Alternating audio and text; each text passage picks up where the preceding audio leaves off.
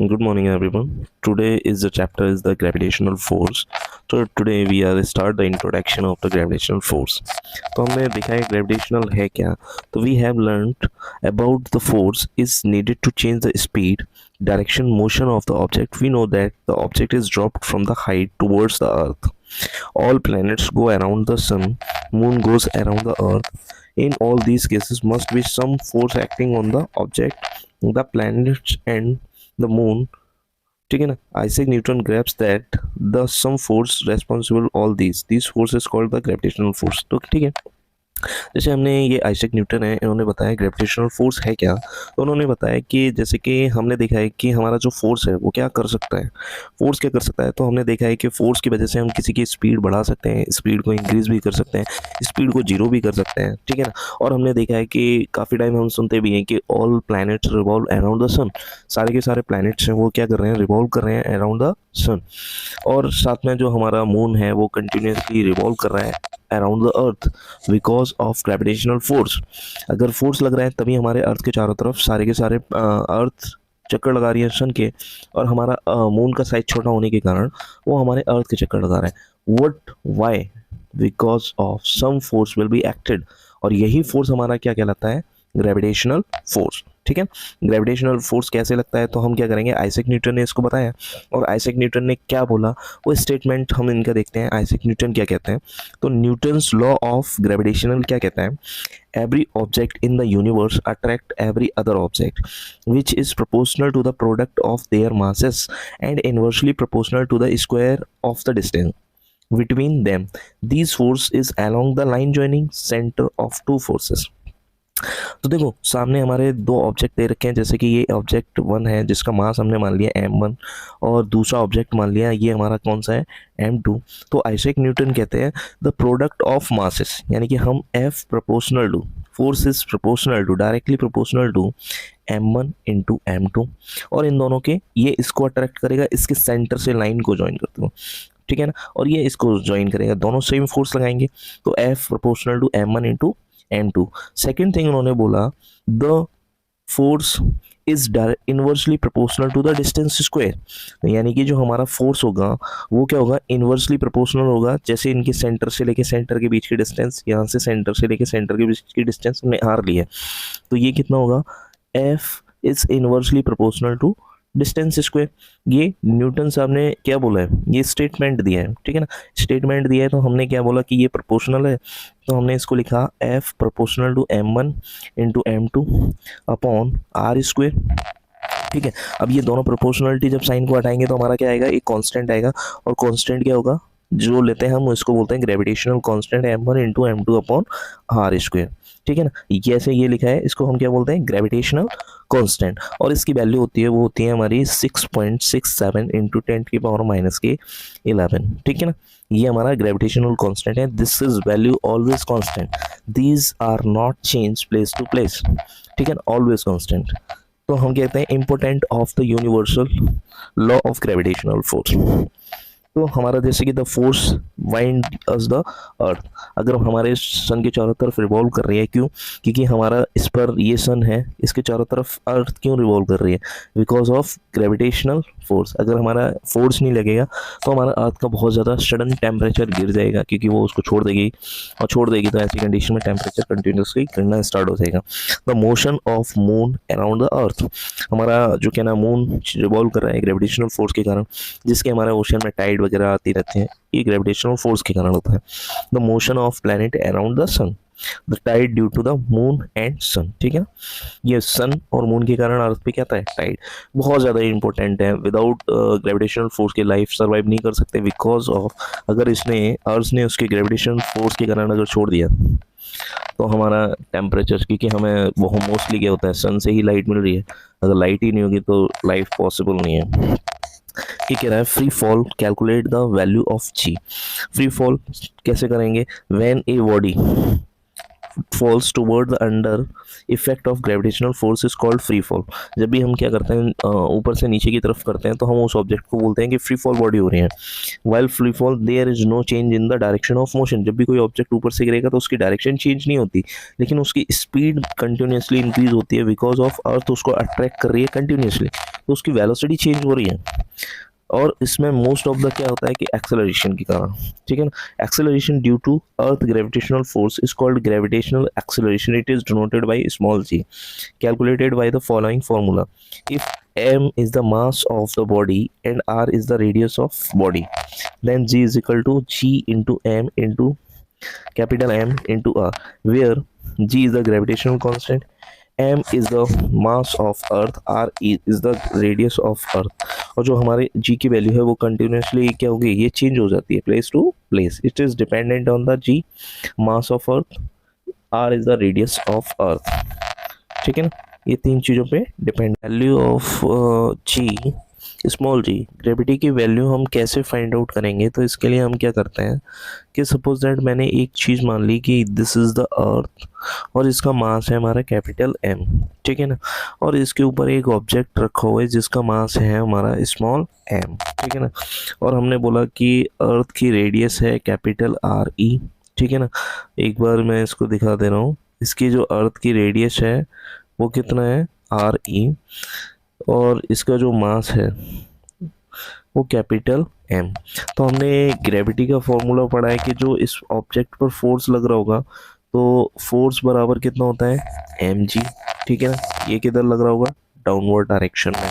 Second क्या है कि इस ऑब्जेक्ट और इस मास ऑफ अर्थ दोनों के बीच में एक अट्रैक्शन फोर्स लग रहा होगा ड्यू टू ग्रेविटेशन फोर्स. तो वो कितना लगेगा, वो फोर्स लगेगा capital G into small m, mass of object, mass of object.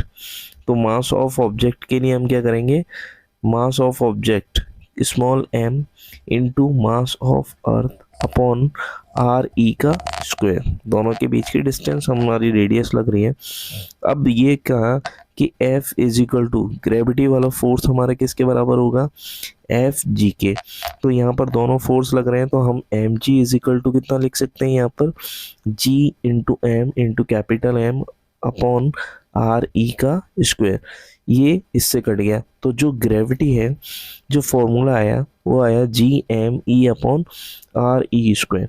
जो हमारी ग्रेविटी है वो तीन चीज़ों पे डिपेंड करती है. First of all gravitation constant, always value होती है कांस्टेंट.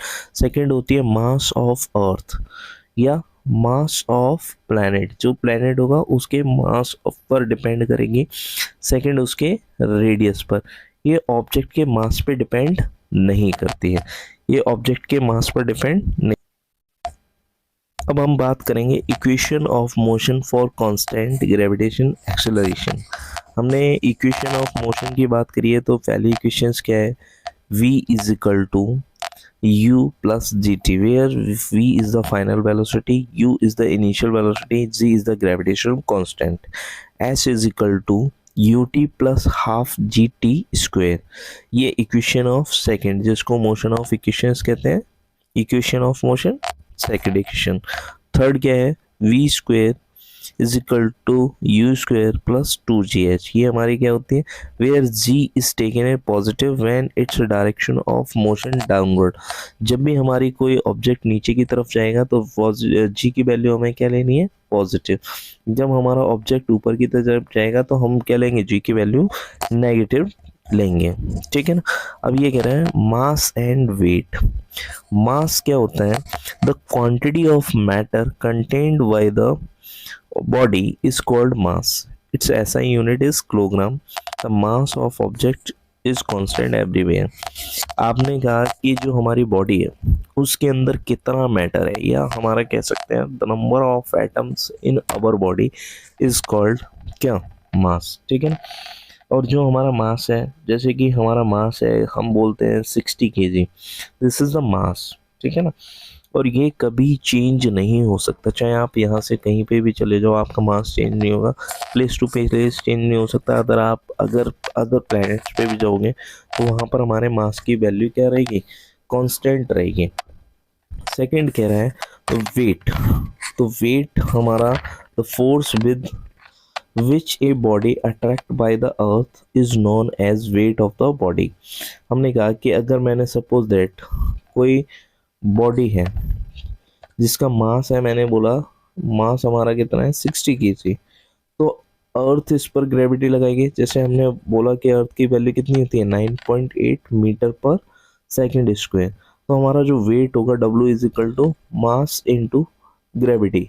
अगर जितना ज़्यादा ग्रेविटी होगी हमारा वेट बढ़ता जाएगा। हम जैसे ऊपर की तरफ जाते हैं तो ऐसी कंडीशन में हमारा वेट कम होता है क्योंकि जी की वैल्यू कम होने लगती है। और एक पॉइंट ऐसा आता है जहाँ पर जी की वैल्यू ज़ीरो हो जाती है स्पेस पे, तो वहाँ पर हमारा वेट ज़ीरो हो सकता है लेकिन मास कांस्टेंट रहेगा।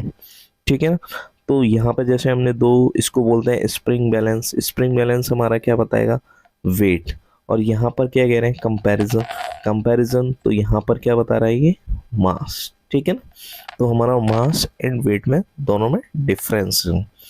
अब ये कह रहा है weight of an object on the moon.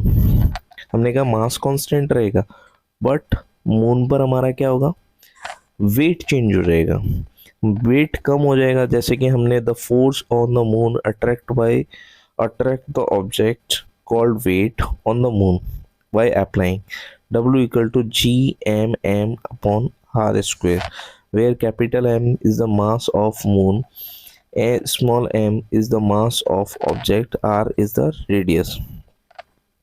तो यहाँ पर जैसे हमने कुछ चीज़ें दिखाई हैं, जैसे ये ऑब्जेक्ट है या कोई इंसान है, इसका यहाँ पर कितना मास है 63। यहाँ पर अगर मान लो मैंने 63 इसका मास है और इसको अगर मून पे लेके जाएंगे, अर्थ पे इसकी ग्रेविटी कितनी होती है 10, मान लो 10 मीटर पर सेकेंड स्क्वायर। तो ऐसी कंडीशन में जो इसका वेट होगा वो कितना हो जाएगा 630। ठीक है, अगर 9.8 रखोगे तो वहाँ पे आएगा। अब जैसे कि हमने यहाँ पर बोला कि इसका 63 है लेकिन मून की जो ग्रेविटी होती है 1.3 टाइम्स ही होती है क्योंकि वो अर्थ के ग्रेविटी से 1/6 टाइम कम होती है, या 6 टाइम कम होती है ग्रेविटी ऑफ किससे, मून की, हमारे अर्थ से। थर्ड क्या है, जुपिटर। जुपिटर साइज में बहुत ज़्यादा है तो उसका वेट भी क्या होगा, ज़्यादा होगा। अगर हम सन की बात करेंगे तो यहाँ पर क्या कह रहा है 17415 न्यूटन। ये बहुत ज़्यादा क्या होगा, वेट लगेगा कहाँ पे, जो सन पे, जुपिटर पे। मून पे कम होगा क्योंकि इसका साइज छोटा है, और साइज छोटा होने की वजह से वहाँ पर क्या है, हमारी ग्रेविटी की वैल्यू भी कम होती है। ठीक है ना। नेक्स्ट कह रहा है थ्रस्ट एंड प्रेशर। थ्रस्ट क्या है, the perpendicular force acting on the surface of A body is called thrust. ऐसा यूनिट इज एन। किसी भी ऑब्जेक्ट पर परपेंडिकुलर फोर्स लगना, it is called thrust. Pressure, the thrust acting per unit area of A body is called pressure.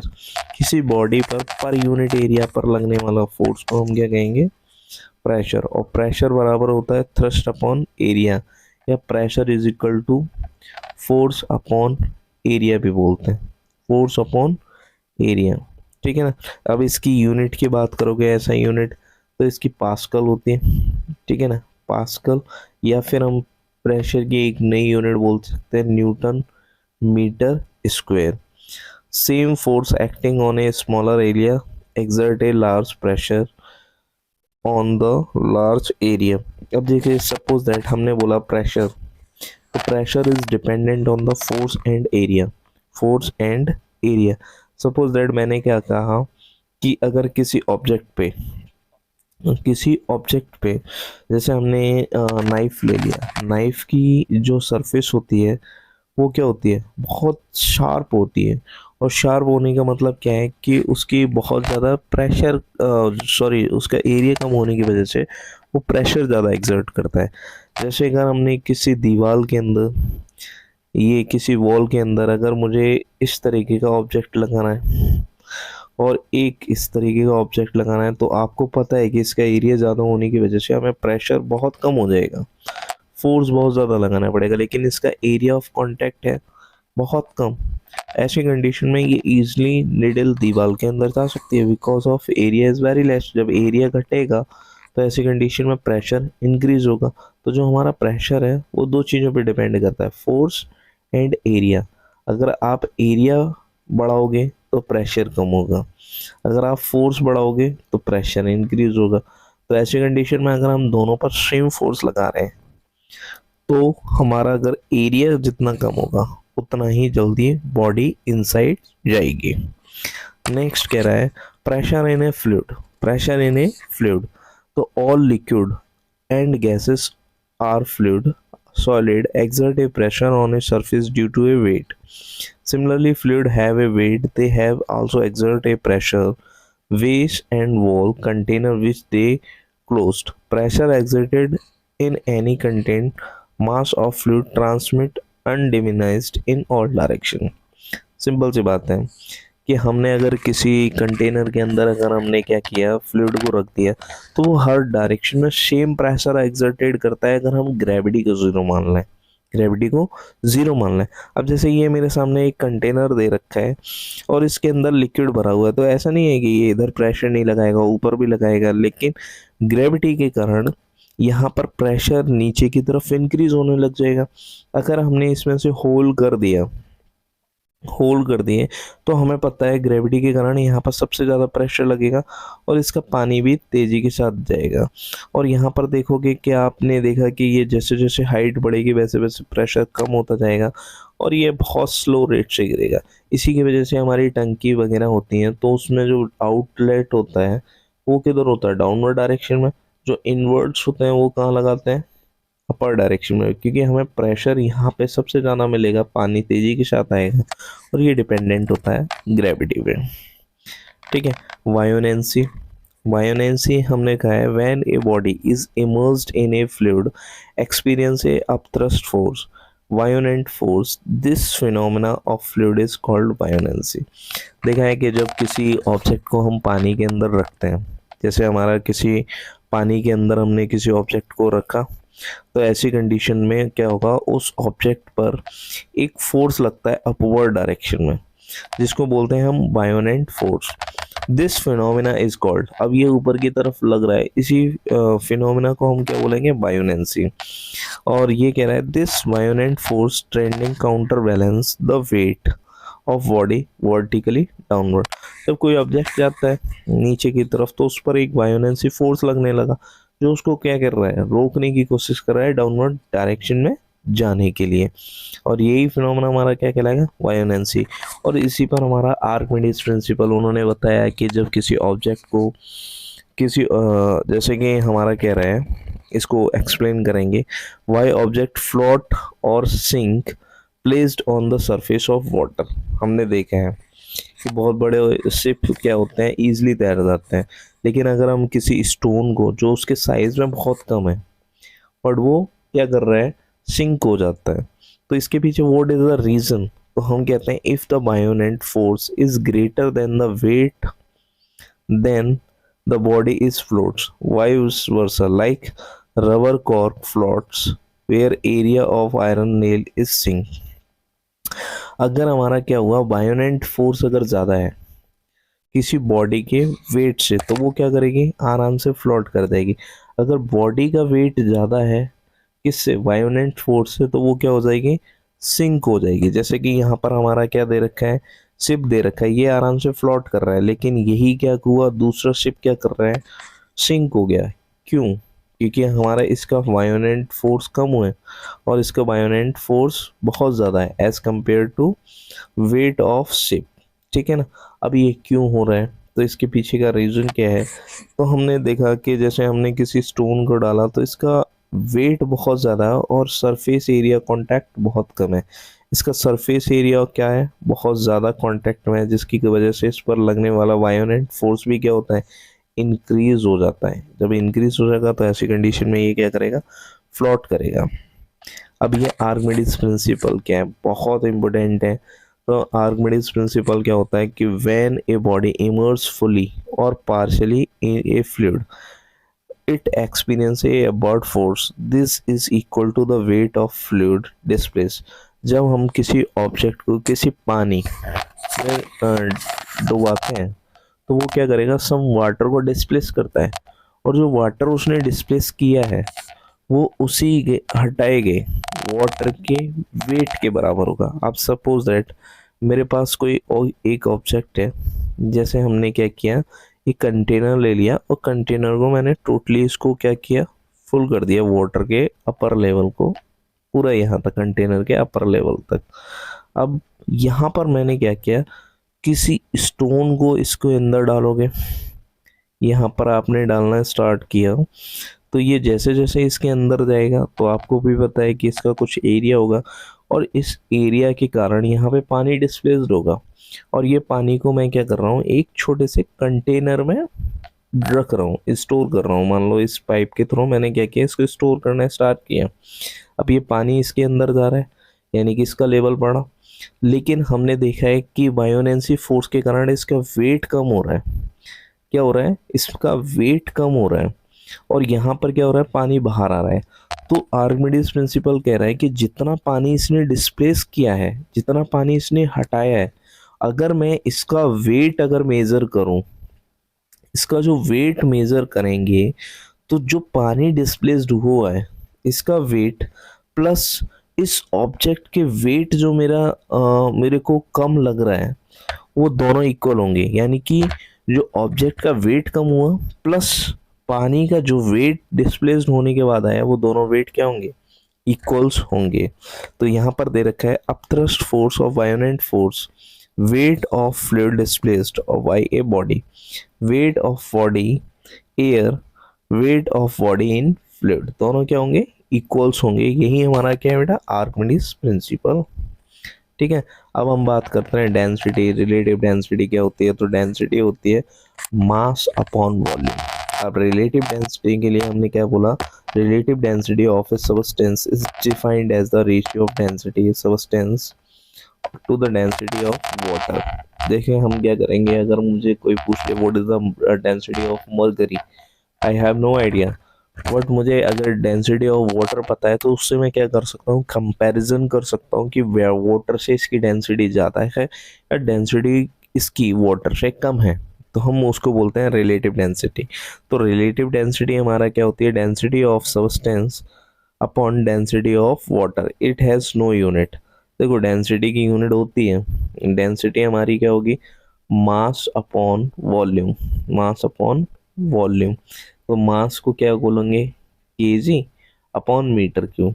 अब यहाँ पर जब हम डेंसिटी डेंसिटी केजी इसका हो गया किसकी, of substance upon density of water, तो दोनों एक दूसरे को कैंसिल आउट हो जाएंगे। तो रिलेटिव डेंसिटी की हमारी कोई यूनिट नहीं होती। जैसे हमने अल्कोहल बोला, इसकी 0.7579 होती है, जबकि वाटर की कितनी होती है, 1। यहाँ पर जैसे गोल्ड की बोली 19.3, यूरेनियम की 18.70, हमारा एक मरकरी दे रखा होगा, मरकरी की होती है 13.6, जैसे ये दे रखा है 13.6, तो ये 13 टाइम्स ज़्यादा है मरकरी की। ठीक है ना, thank you, have a nice day.